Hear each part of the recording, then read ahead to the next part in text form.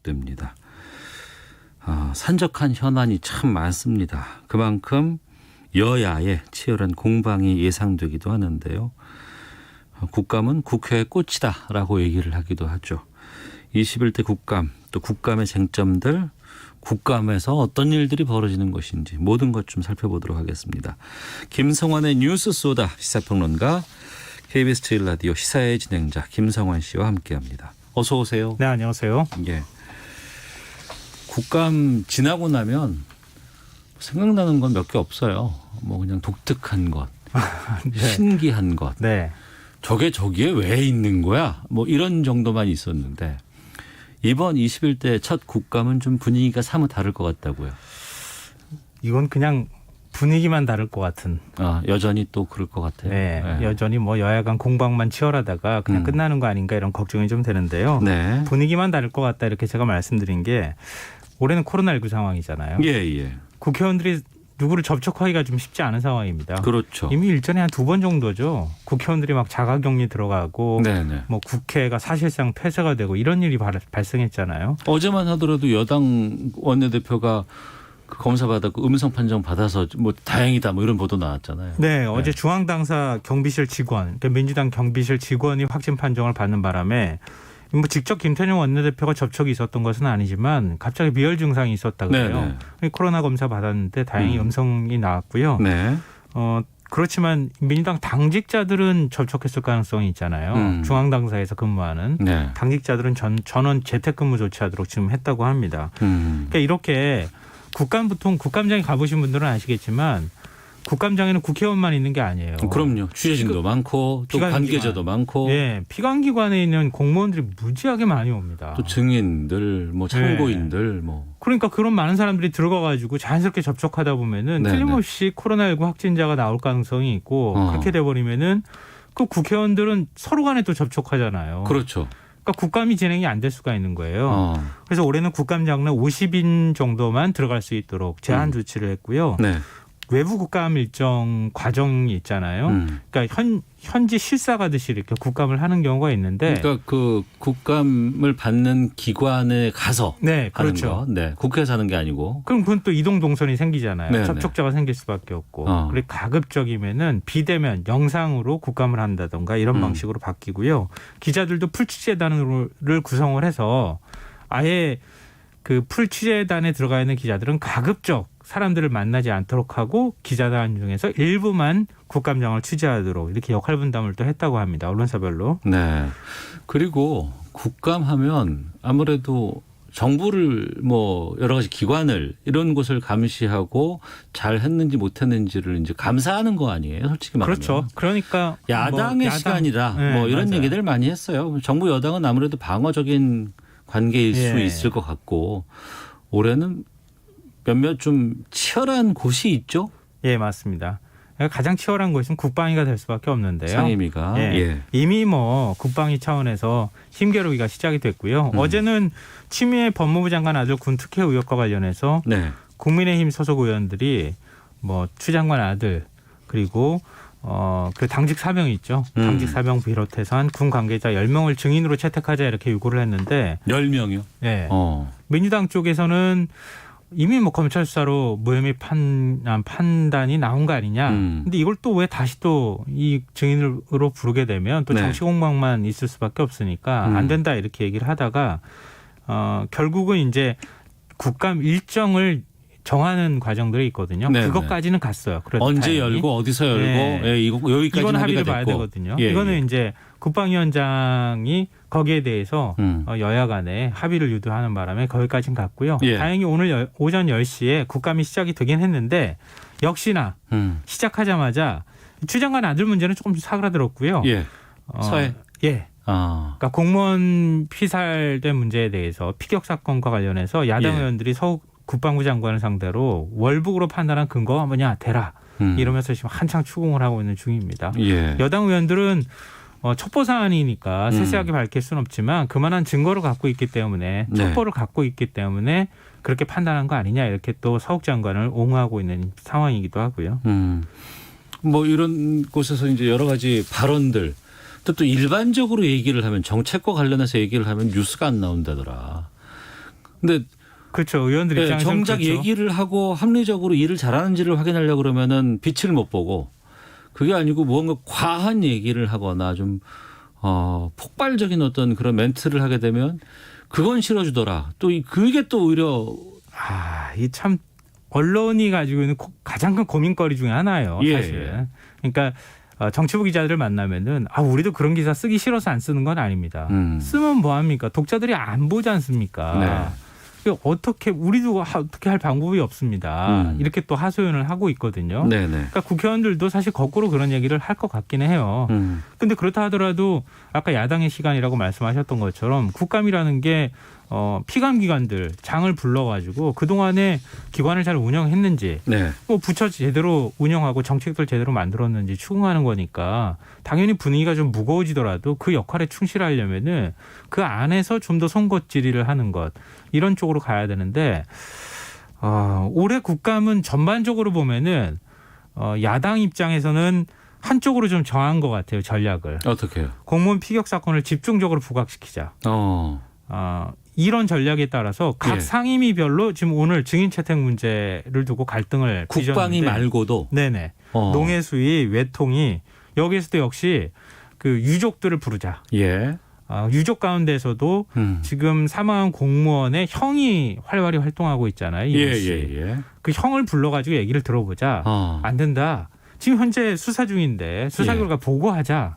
이런 논란과 공방이 오전 내내 사실 다 벌어졌습니다. 그러면 지난 대정부 질문 때 대정부 질문의 주된 주제가 추미애 장관 아들 의혹과 관련해서 집중적인 질의가 있었던 것처럼 네네. 이번 국정감사에서는 국방위를 포함해서 많은 상임위에서 이 서해 관련된 그 피살 사건 관련된 것들을 집중 공격하겠다. 네. 그러니까 지금 이제 유족 측 주장도 그렇고 막 아들이 이제 문 대통령한테 편지 보냈다고 하는 내용도 그렇지만 그러니까 크게 몇 가지로 구분할 수가 있는 거죠.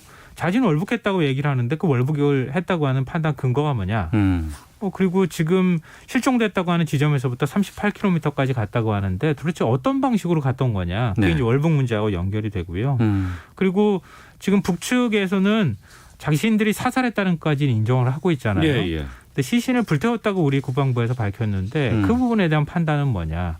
그리고 이 이후에 사후 처리할 때, 그러니까 예를 들면 남북 공동 조사를 하자고 제안했는데, 그럼 어떻게 할 거냐 그러면은 이런 문제를 두고 계속 공방이 이어질 가능성이 있어 보입니다. 네. 그 외통위 같은 경우에는 강경화 장관 남편 문제 또 많이 거론되지 않을까 싶은데. 네. 근데 오전 중에는 그 논란이 별로 안 됐고요. 지금 벌써 뭐 점심시간 다 지나가고 있으니까. 그러니까요. 근데 오후에 강경화 장관이 외통위에 나와요. 그러니까 그때 아마 야당 의원들이 강 장관 배우자와 관련한 뭐 해외에 가지고 요트를 사러 갔다고 하는 부분, 이 부분에 대해서 집중적으로 질의하고 질타가 있을 것으로 보이고요. 네. 장관직 사퇴까지 지금 요구할 분위기긴 합니다. 뭐 계속 거론하고 있더라고요. 근데 야당 야당 내에서도 좀 의견이 엇갈려요.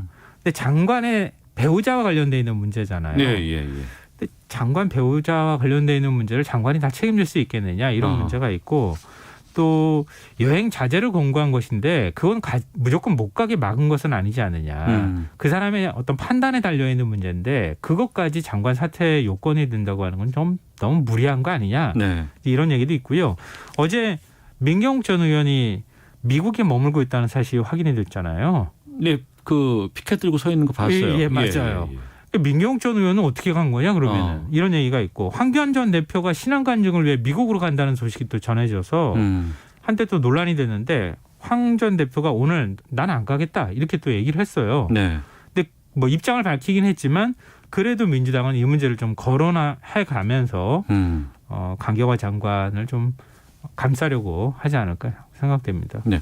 그리고 그동안 공정경제 3법에 대해서는 여러 번 다루긴 했었는데 얘기도 많이 나왔고 어제부터 노동관계법 이거 바꾸겠다 처리하겠다 뭐 이런 거 막 나오고 있어요 지금? 네. 이거는 제가 볼 때는 장내보다는 장외에서 더 시끄러울 것 같아요.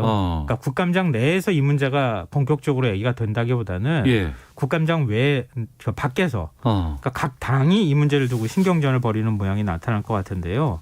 김종인 비대위원장이 던진 공이다. 뭐 이렇게 얘기가 나옵니다. 공정경제 3법, 공정거래 3법이라고도 부르는데 이 3법 처리에 찬성했잖아요. 그런데 갑자기 4차 산업혁명 시대 노동개혁이 필요하다. 뭐 이런 얘기를 하면서 노동관계법도 개정하자 이렇게 또 얘기를 했어요. 네, 네. 뭐 쉽게 말씀드리면은 고용 유연화 더 하자. 해고 좀 더 쉽게 하자. 그리고 근무시간 탄력근로제 적용하자. 예. 지금 이제 노동 형태가 점점 정규직이 아니라 비정규직 형태로 가고 있는데 차라리 비정규직을 보호하는 걸 만들자. 예. 그러니까 파견직이나 비정규직 그리고 비정형 근로가 많아지는 건 하나의 추세니까 그 추세를 그냥 인정하자. 그걸 합법화의 틀로 넣고 그리고 난 다음에 그들의 처우 개선 문제나 이런 것들을 논의하는 게 오히려 더 현실적이다. 네. 뭐 이런 것들 그동안에 제기해서 요구해 왔던 바거든요. 근데 이게 좀 그동안 여러 곳에서 무르익고 의견 같은 것들이 좀 나눠지다가 나오는 것보다는 갑자기 좀 전격 등장했다는 좀 느낌이 좀 강해요. 생뚱맞아요. 예, 예. 그러니까 전반적인 평가가 좀 그렇고요. 그러니까 공정경제 3법의 경우에는 20대 국회에서도 제출이 됐고 예. 또 공정경제 3법이라고 우리가 얘기를 하지만 주요 골자는 지난번에도 제가 설명드렸던 것처럼 재벌 총수 일가의 전횡을 막자. 일감 몰아주기 막자. 뭐 이런 내용이에요. 네. 그리고 재벌 총수 일가 경영을 좀 견제할 수 있도록 감사위원 선임할 때 총수 일가가 3% 이상의 어떤 지분을 갖고 있다 하더라도 3% 룰을 적용해서 3% 정도밖에 의결권을 행사하지 못하도록 하자. 네. 그러면은 다른 주주들의 감사위원 선임하는데 입김이 더 커지지 않겠어요? 근데 그런 부분에 대해서 재계가 반대하는 건 이해한다 하더라도 어느 정도의 논의는 진행이 다 됐다는 거예요. 네. 그럼 뭐 김종인 위원장도 인정하는 바고 또 동의하고 있잖아요. 근데 노동관계법이 툭 등장하려면 두 사안이 같이 묶이게 된다는 거예요. 둘 다 안 할 수도 있겠죠. 그렇게 될 수도 있고요. 주호영 원내대표가 이건 원샷으로 처리하자 이렇게 얘기를 했거든요. 예. 묶어서. 네.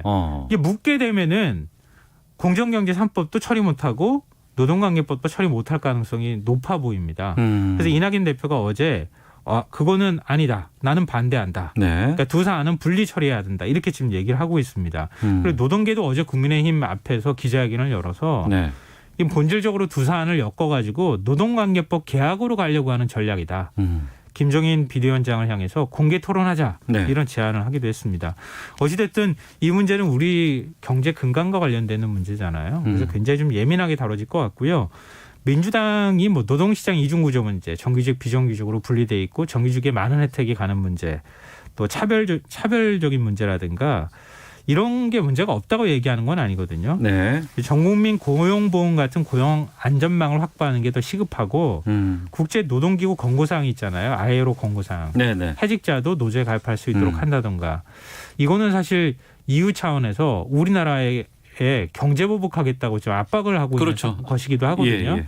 이런 문제들을 먼저 처리하고 그다음에 시간을 두고 경사노위나 노사정이나 이런 데에서 사회적 합의를 만들어가야 될 사안이지 국회 차원에서 두 가지 그냥 원샷으로 탁 처리할 그런 문제는 아니다 이렇게 보고 있는 것 같습니다. 펭수 나와요 이번에? 안 나올 것 같아요. 이게 펭수 원래 증인으로 채택됐다는 얘기 있었잖아요. 예. 국민의힘 황보승희 의원이 뭐 증인 아니고 참고인이다 뭐 이렇게 얘기도 했었는데 펭수가 제대로 수익 배분 받고 있는지 뭐 휴식은 보장받고 있는지 확인해보고 싶다고 이렇게 해서 했는데 EBS 측이 황보승희 의원한테 양해를 구했다 그래요. 펭수의 세계관을 지켜달라고 얘기했답니다. 네네. 근데 제가 볼 땐 펭수가 나왔으면 더 곤란할 뻔했어요. 펭수가 반말로 국회의원한테 막 직설적으로 얘기했다 그러면 아마 질의하는 의원이 더 곤란하지 않았을까요? 알겠습니다. 자, 시사평론가 김성환 씨와 함께했습니다.